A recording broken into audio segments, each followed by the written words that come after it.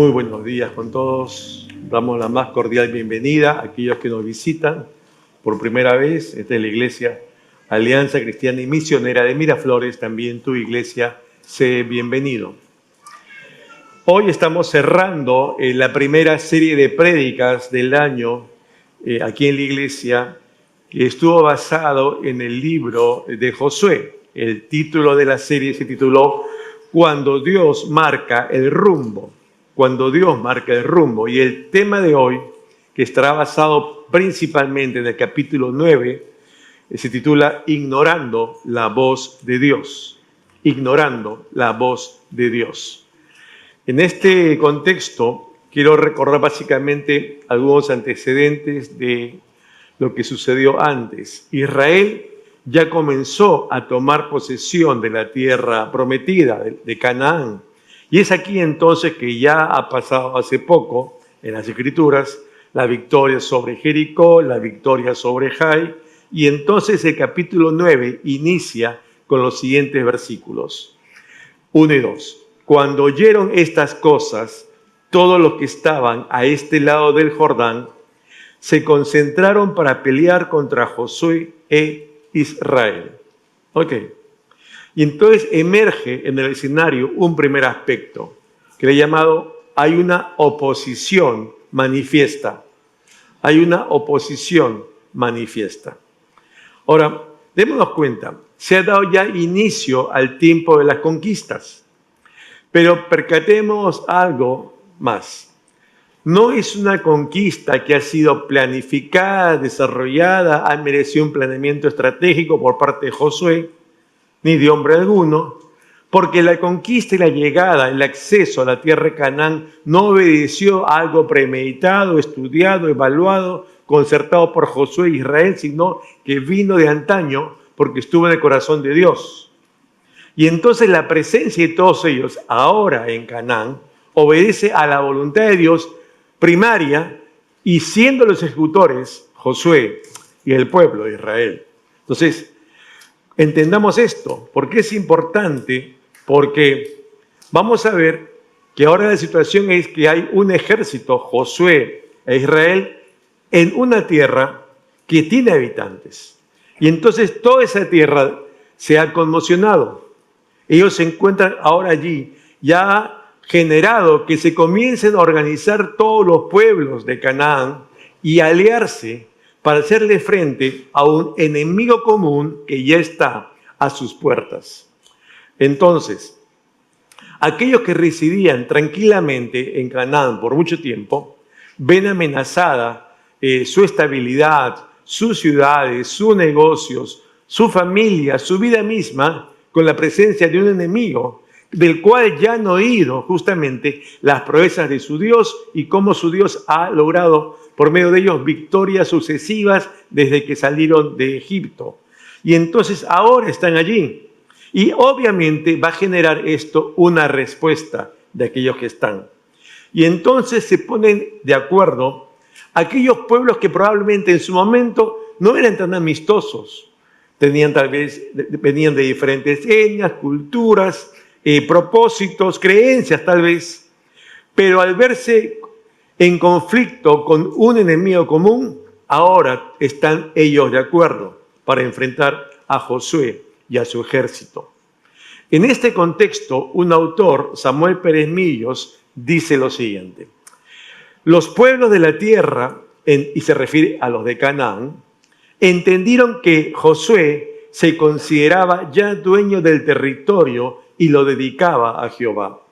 Era para ellos un pueblo que se introducía en Canaán, no para compartir el territorio y vivir en él, sino para adueñarse de la tierra y exterminar a sus pobladores. Entonces, no nos extrañe que con el avance del pueblo y el avance de los planes de Dios, algunos se levanten, algunos se opongan, y lo que hace revelar esta oposición básicamente es mostrar, hacer evidente quién está de acuerdo a los planes de Dios y quién no. Quién se alinea a Dios y quién está en contra. Ahora, Podemos decir incluso nosotros hoy como creyentes, pero ¿cómo voy a estar en contra de Dios? Creo en el Dios de la Biblia, ¿no?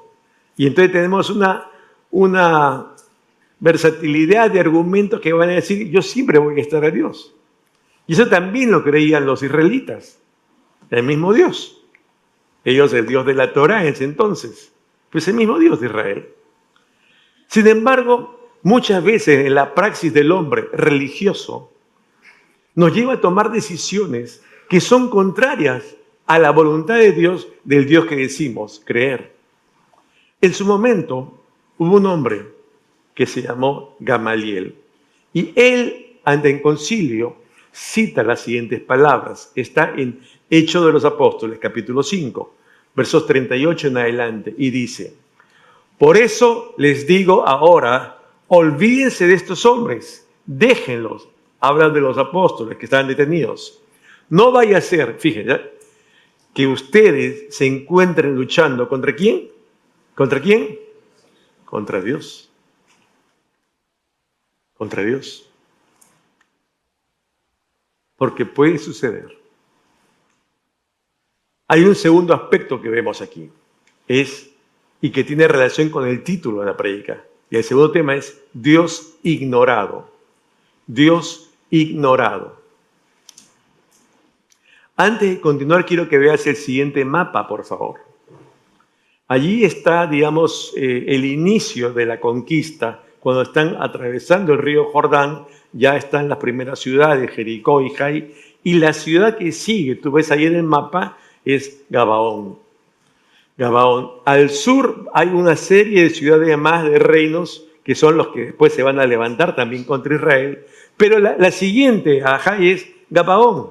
Y entonces Gabaón, al verse ya frente a un opositor que están seguros que lo va a vencer, toma una táctica. Josué 9, versos 3 en adelante, lo cita y dice: mas los moradores de Gabaón, cuando oyeron lo que Josué había hecho a Jericó y a Jai, usaron de astucia, pues fueron y se fingieron embajadores y vinieron a Josué al campamento en Gilgal y le dijeron a él y a los de Israel: nosotros venimos de tierra muy lejana, haced pues ahora alianza con nosotros. Y los de Israel respondieron: quizás habitáis en medio de nosotros, ¿cómo pues podremos hacer alianza con vosotros? Y cuando leí este pasaje y lo repasaba para el tema de hoy, hay siempre un texto de todo el pasaje que salta, ¿no? Como que está así tintineando, me llama la atención. ¿Y sabes qué palabra me llamó la atención aquí? Astucia, la palabra astucia. La palabra astucia ahí en original significa también artimaña, sagacidad. ¿Ok? Entonces, eso está allí. ¿Y qué es, cuando se refiere a astucia, vemos que está relacionado con una persona que es astuta, ¿verdad? Ahora, para hallar un concepto común, vamos a entender qué dice el diccionario sobre quién es una persona astuta, para entender todos igual. Y el diccionario dice: persona hábil para engañar o lograr artificiosamente cualquier fin. Persona hábil para engañar y lograr artificiosamente cualquier fin.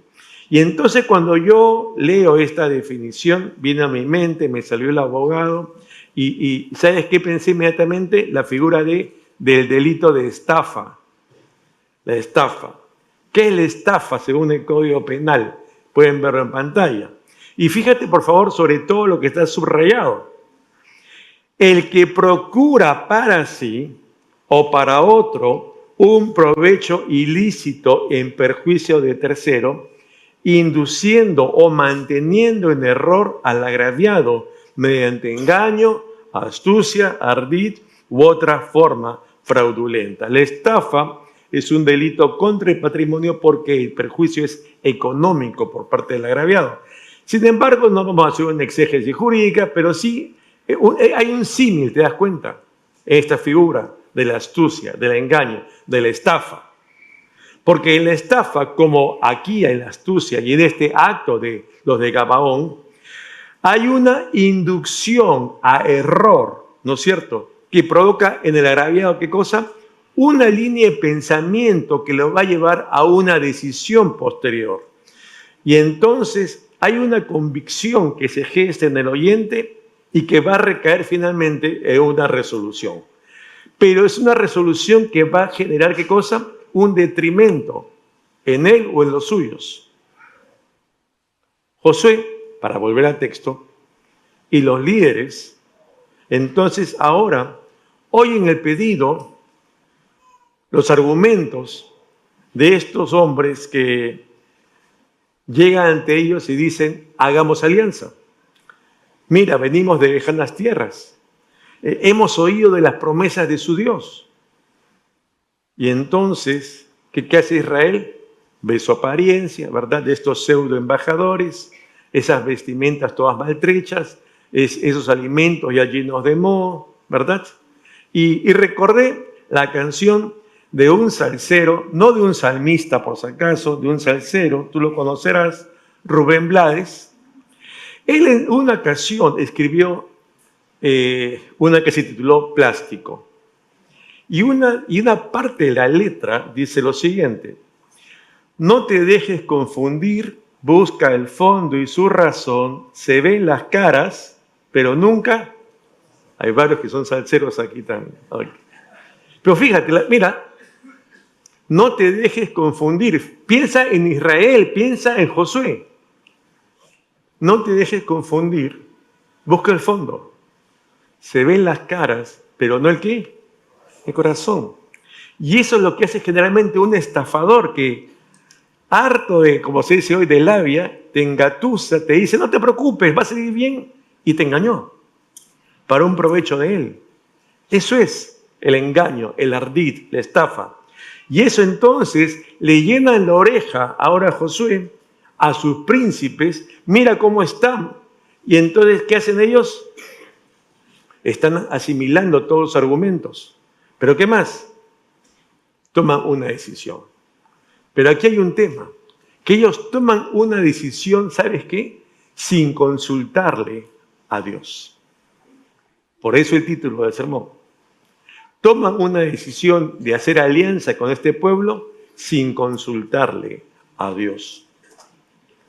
Date cuenta, ellos están de avance, están libres de todo apremio de tiempo, ellos no tienen apuro, ellos no hay nada que les impide esperar, no había ningún obstáculo para que ellos puedan hacerle la consulta a Dios. ¿Qué de esta alianza que se nos plantea? Recuerda, ellos, así como antaño, el Mar Rojo, hubo algo excepcional y pasó Israel, ahora hace poquito el río Jordán también, ¿verdad? Se secó y pasó en seco Israel, y como dando vueltas, ¿verdad?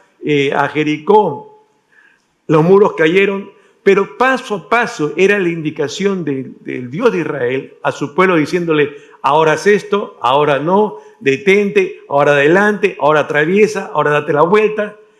Cada momento el pueblo estaba atento a lo que Dios decía. Y conforme lo que Dios decía, el pueblo, ¿qué cosa? Hacía. Pero en este contexto, ahora, delante de los gabonitas, ¿qué hacen? Ok, miran, ven, se ven las caras y dicen, nos parece lógico, correcto, y entonces ellos toman una decisión. Pero no una decisión que proviene de Dios. Es una decisión producto de su propia elucubración, razonamiento. Esto es así, es obvio.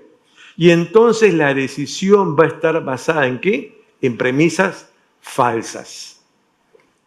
Y esto es un gran error. Gran error. William Dean, en uno de sus libros, dice, nunca cruzó por sus mentes de los de Israel la idea de que pudieran ser las víctimas de un fraude astutamente elaborado. Josué, sin antes pedir consejo de Dios, y confiando en quién, confiando demasiado en sí mismo, hizo pacto con aquellos engañadores. Al estar Dios fuera de la ecuación de nuestras decisiones, entonces el hombre se va a deslizar de esa voluntad de Dios, que es buena, agradable y perfecta, a otros caminos. Caminos sinuosos, tortuosos, distintos, que tendrán un fin diferente al que Dios esperaba. Y finalmente no serán buenos. Eso va a pasar.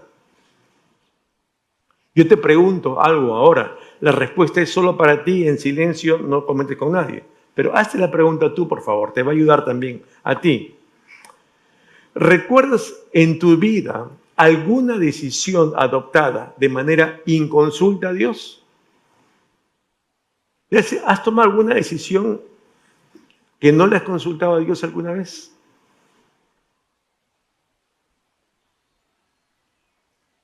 Yo creo que sí, pero nos ha pasado a todos. Y yo creo que nos asemejamos mucho, ¿verdad? A los hombres y mujeres de las Escrituras. Nos parecemos también a Josué. Hay decisiones que giran en torno al día a día, al diario andar.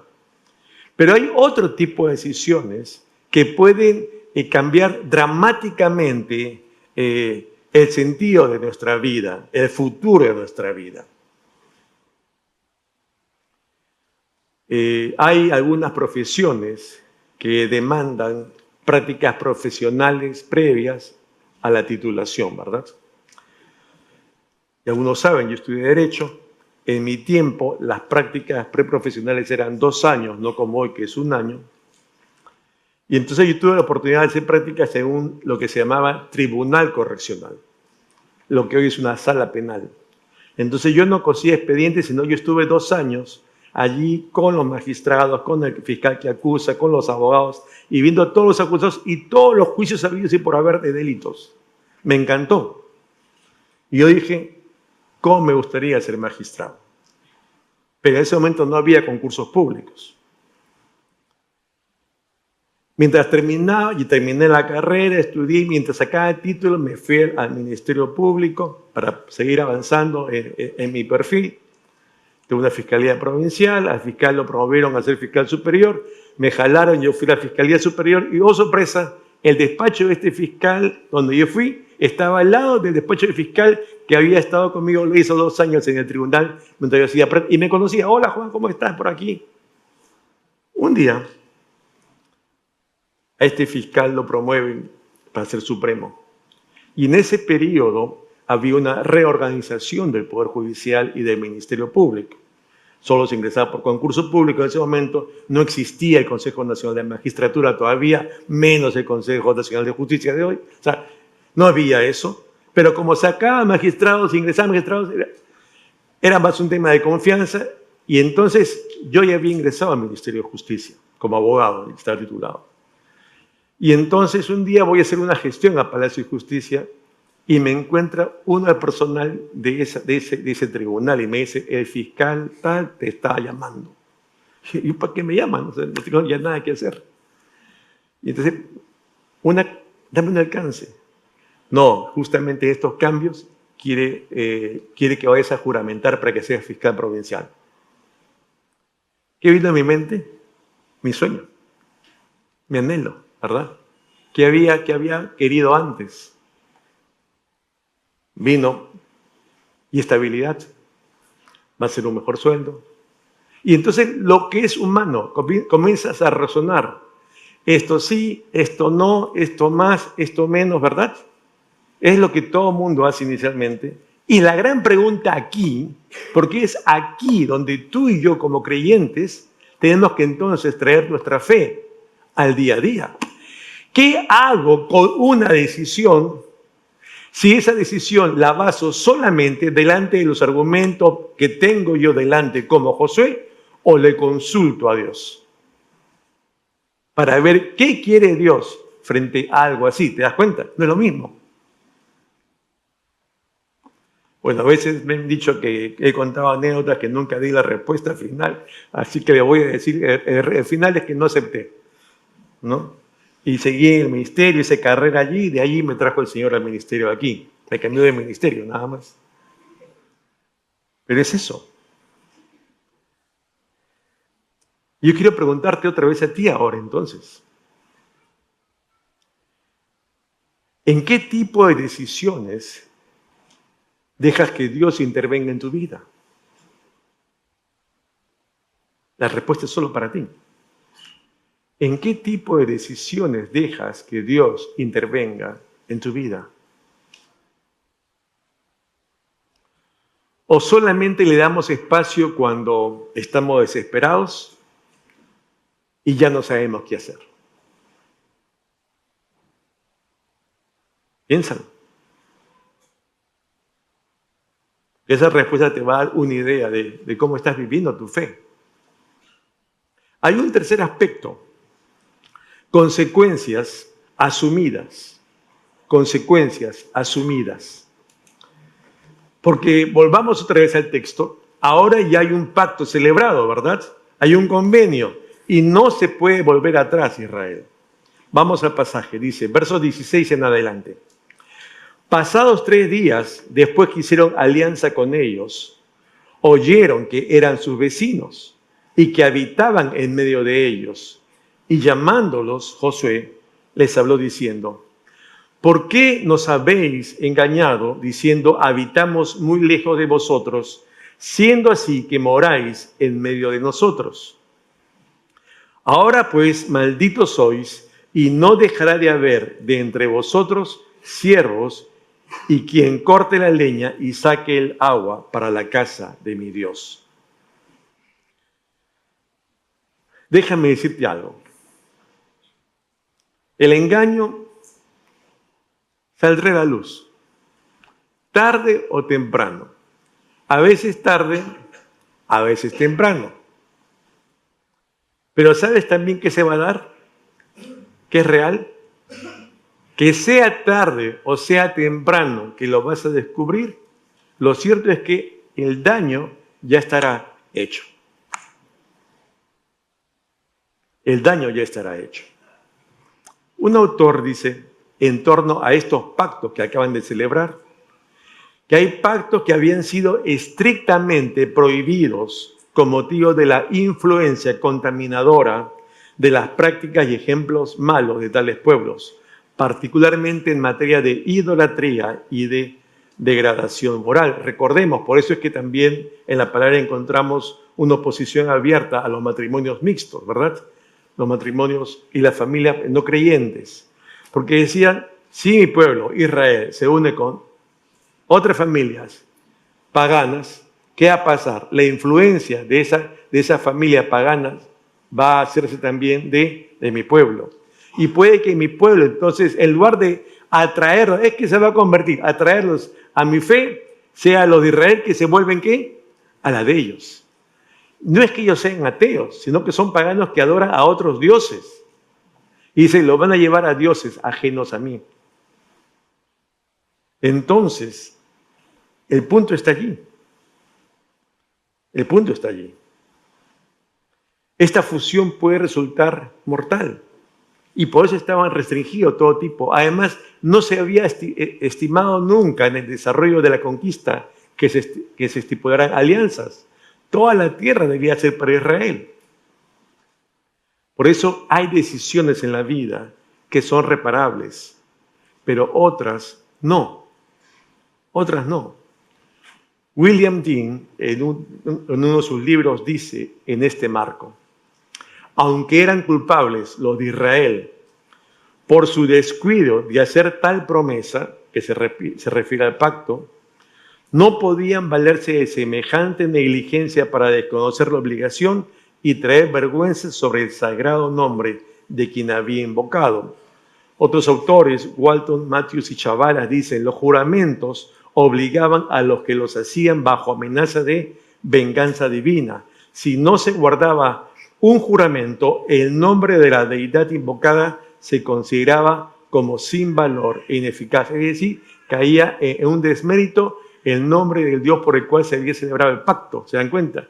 Y entonces, ¿cómo en esa circunstancia irse para atrás?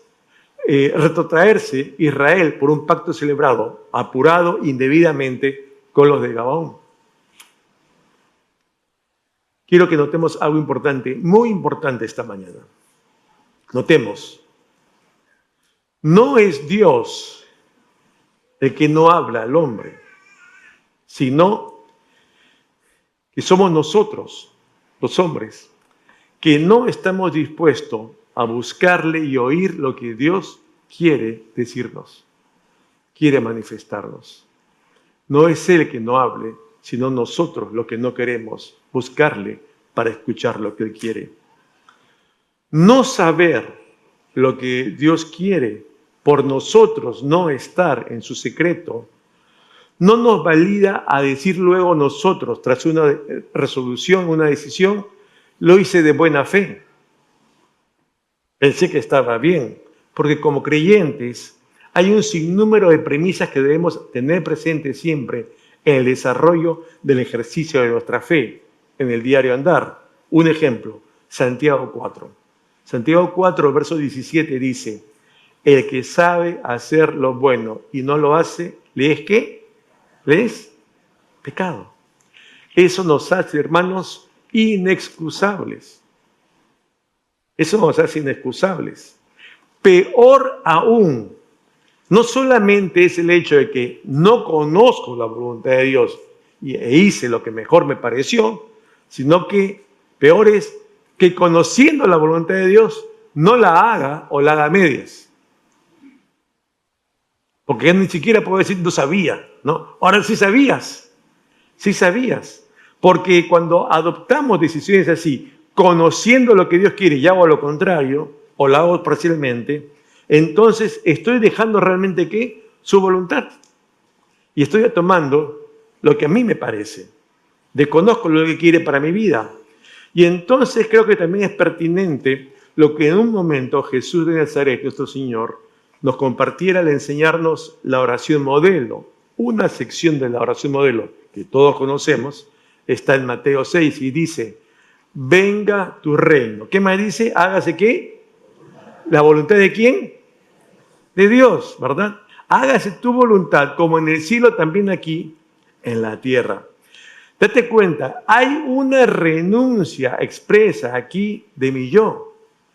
Hay una renuncia para dar paso a Dios primero. Él debe prevalecer, Él debe primar en mi vida, no yo.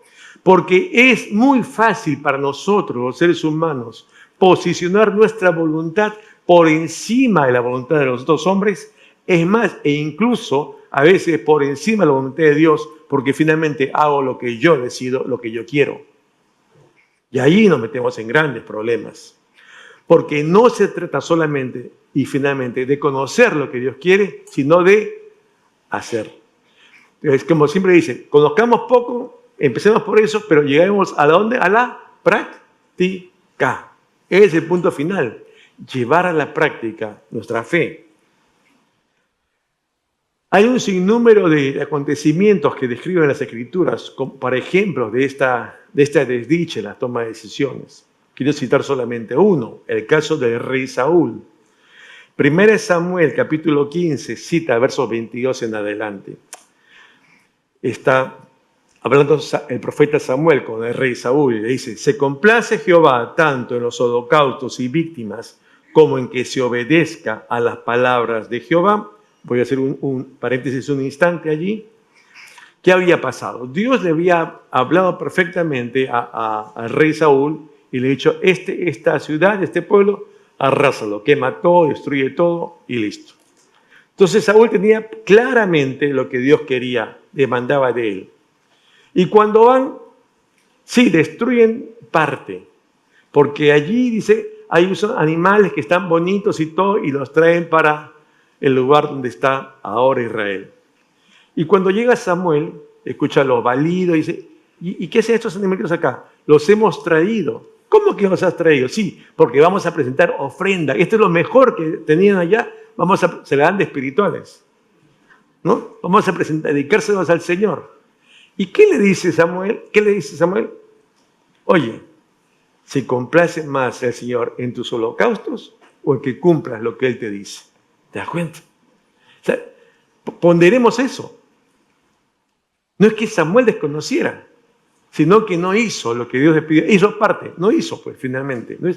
Aparte no vale. No hizo lo que Dios le pidió. Entonces, Samuel le revela y dice, Dios ha decidido dejarte de lado. Cuando escucha esto, ¿qué dice Samuel? Intercede por mí ante Dios. Tú eres el profeta, intercede por mí. La respuesta de Samuel es la segunda parte. Dice, no volveré contigo, rey, ¿no? Porque desechaste la palabra de Jehová. Y Jehová te ha desechado para que no seas rey sobre Israel. Tremenda consecuencia, ¿te imaginas? Eso está pasando en la vida ahora de Saúl. Las decisiones las tomamos nosotros. Dios nos dice, esta es mi voluntad. ¿Qué vamos a hacer con ellos nosotros? Te hago otra pregunta, otra vez, en silencio, solo para ti, hermano, hermana. ¿En qué situaciones de la vida, ayer, hoy, tú te das cuenta que te desvías de la voluntad de Dios? ¿Puedes clarificar ello en tu vida? ¿En qué situaciones en tu vida te das cuenta que te estás desviando de la voluntad de Dios?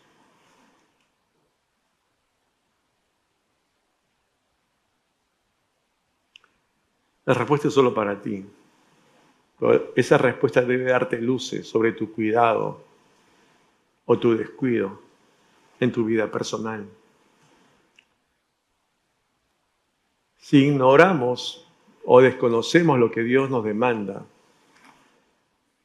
y peor aún, si sabiendo lo incumplimos, ¿qué podremos argumentar luego delante de Dios? ¿Qué podremos? Por eso hay una exhortación en la palabra que también es pertinente hoy para nosotros. El Salmo 95, verso 7 dice, si oyereis hoy su voz, que dice, no endurezcáis vuestro corazón, como y hay una referencia al pueblo de Israel en el desierto. Porque esto pasa con el pueblo, esto pasa con nosotros los hombres, los que decimos creer en Dios, igual que los de Israel en el desierto.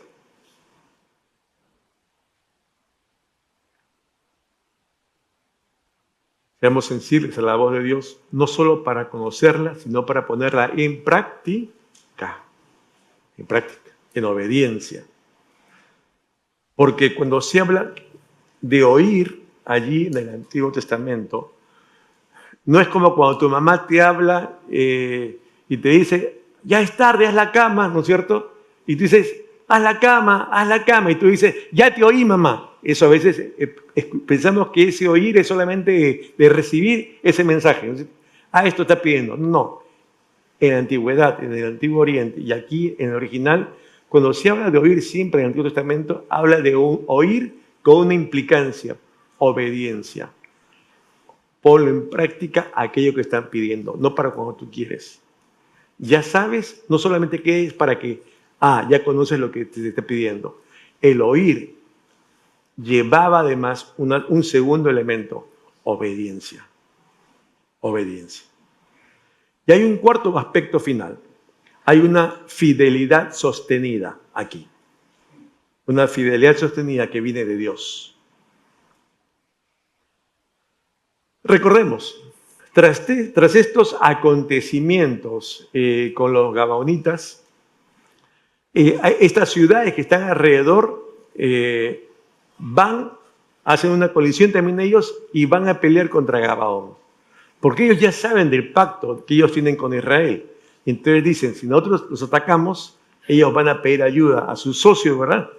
Y entonces el socio vendrá, que es Israel, y lo que ellos quieren es una excusa para atacar a Israel. Y entonces van y atacan. Y entonces sale en defensa de Israel y empieza la batalla. Obviamente Israel gana. Y siguen los conflictos, siguen las guerras. Y entonces así llegamos hasta el capítulo 11 de Josué. Guerra tras guerra, guerra tras guerra, Israel sigue avanzando en el territorio de Canaán. Y dice versos 4 y 5. Todos estos pueblos en Canaán, estos salieron y con ellos todos sus ejércitos, mucha gente, como la arena que está a la orilla del mar, en multitud, con muchísimos caballos y carros de guerra. Todos estos reyes se unieron y vinieron y acamparon junto a las aguas de Merón para pelear contra Israel. Mira, mucha gente como la arena que está a la orilla del mar en multitud. ¿Tú te imaginas la cantidad de gente que viene a pelear contra ti? André Abdul, en uno de sus libros, dice: toda vida consagrada a Dios encontrará oposición, ya que los que quieren vivir piadosamente en Jesucristo serán perseguidos. La oposición puede desaparecer en un momento, también es cierto, pero tal vez tarde o temprano surja una nueva oposición. Puede ser en un lugar diferente, en un tiempo diferente, una persona diferente, ¿verdad? Y es como un ciclo pernicioso. Va a girar nuevamente. Pero date cuenta, porque podemos pensar, están en contra de mí, como pudieron pensar, están en contra de Josué. Pero lo que no podemos ver a veces es que no están en contra de uno necesariamente, sino en los planes de Dios a través de uno, como en el caso de Josué en Canaán y el pueblo. Porque recuerda una vez, Josué y ese pueblo están en Canaán no porque ellos lo hayan decidido, sino porque era la voluntad de Dios, justamente desde que se lo ofreció a Abraham y ahora se está ejecutando. Pero son una mancha, son un montón, ¿verdad? Una muchedumbre. Y entonces hay miedo. Josué 11 le dice el Señor a Josué: mas Jehová dijo a Josué, no tengas temor de ellos, porque mañana a esta hora yo entregaré a todos ellos muertos delante de Israel. ¿Y qué pasó? Y los entregó Jehová en manos de Israel. Así fue. El temor de Josué, dice un autor, un comentario, fue contrarrestado por la seguridad de que, no de él, no de sus fuerzas, no de su ejército, sino de la presencia divina y de la victoria total. Dwight Moody, en sus libros, dice lo siguiente: Dios les ordenó que descarretaran los caballos y quemaran los carros de los cananeos. Ellos, ¿te acuerdas? Un vencedor se queda con todo, ¿verdad? El botín. Y dice, no fuera que los de Israel pusieran su confianza ¿en qué? En las armas militarmente superiores, en ese material bélico, como diríamos hoy, en vez de poner su confianza ¿en quién? En Dios. En Dios. En la vida tendremos probablemente problemas, dificultades, y por eso es que el temor va a surgir. No nos debe asustar ello, aunque sea esta vez contraproducente la frase. Es parte de. Pero hay momentos también que llegará la paz, una paz temporal, una paz en que la crisis terminó, como en este caso. Y entonces se avanza. Uno dice, ¿cómo quisiera que este tiempo de paz permanezca? Ya me olvido de los problemas. ¿Te ha pasado a ti alguna vez? Que después de una crisis en tu vida, y unas dificultades, problemas, ya todo se aquieta. Aunque sea un tiempo, pero dices, por fin puedo respirar, puedo descansar, puedo dormir tranquilo. Ya esta preocupación se fue. ¿Te ha pasado alguna vez? No importa la materia, no importa el tiempo. Creo que todo nos ha pasado en alguna ocasión. Pero debes recordar algo, y termino con esto. No estamos solos, como tampoco estuvo el pueblo de Israel en esta conquista de la tierra de Canaán. Sí, hay adversarios, sí, está lo desconocido por delante, sí, hay que ir a pelear, no es una toma de posesión de un terreno baldío. O sea, hay cosas que hay que emprender, pero no lo hacemos solos, sino que Dios va adelante. Cuando uno tiene la convicción que está en el centro de su voluntad, de los planes de Dios, Dios se encarga. Hermano, Dios se encarga. Hay que luchar, sí, pero Dios se encarga del final, de todo. No te olvides, porque recuerda, el creyente jamás está solo, Dios está con uno. Y eso es algo que Él nos ofreció. O sea, no me creas a mí, hermano, créele a Dios, créele a su palabra. Lee su palabra y aprópiate de sus promesas, lo que Él tiene para tu vida en particular. Dios tiene planes con todos nosotros como iglesia, pero también en tu vida particular como individuo, como hijo suyo, como hija suya, distintos. Todos somos distintos, vidas distintas. Dios nos ha dado dones distintos. Dios tiene un propósito para ti. Tienes que atravesar crisis también tal vez distintas. Todos vivimos así, pero Dios no nos suelta. Dios no se ha ido. Dios no nos da la espalda. Es el hombre quien le da la espalda muchas veces a Él. Por eso hay que recordar siempre que a pesar de todo lo que podamos vivir hoy tal vez, Dios sigue siendo fiel. Dios siempre es fiel. Fiel a su palabra, fiel a sus promesas. Y a ti te ha mostrado ya sus propósitos puntuales, síguelos en fe, hermano. Síguelos en fe. El Señor te llama a creerle y a confiar en Él. Hoy te pregunto, ¿tú has visto en alguna ocasión la fidelidad de Dios en tu vida? ¿Sí? ¿Lo has visto? Amén. Hoy te invito a ponerte de pie un instante. Quiero que entonemos una estrofa de esta última canción que entonamos antes de empezar la prédica. Y que te des cuenta y pienses en ti. ¿Cuánto ha obrado Dios en ti? ¿Cuánto va a seguir obrando siendo tú su hijo, su hija?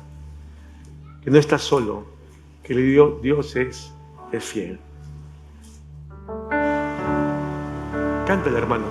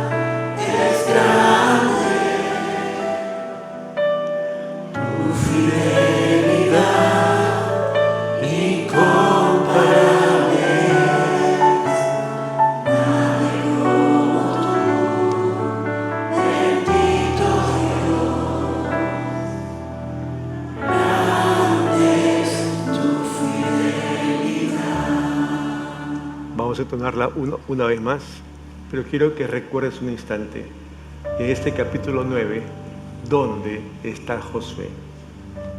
Josué ya está en Canaán. Josué ya está en la tierra de la promesa. Ya no es una promesa de ayer, es una realidad de hoy. Y así como Dios prometió un día, hay un momento en la vida de cada uno que eso que promete a los suyos lo va a cumplir porque Él es fiel. No importa, hermano, si tal vez tú dices, no lo tengo hoy, pero si Dios te habla y tú dices, tengo esta convicción delante del Señor, créele, créele. Todo tiene su tiempo debajo del sol. Y si hay alguna cosa que dice, ¿cómo quiero que pase esto? Dile, Señor, ¿qué espera de mí? ¿Qué quiere de mí? Vamos a entender una última vez y piénsalo como que se trata de ti. Vamos a cantar una última vez.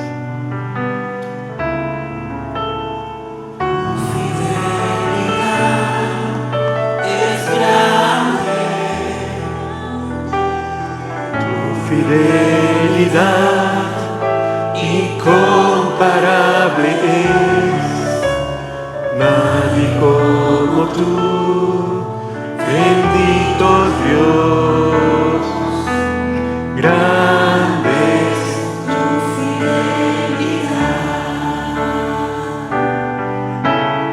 Tu fidelidad es grande.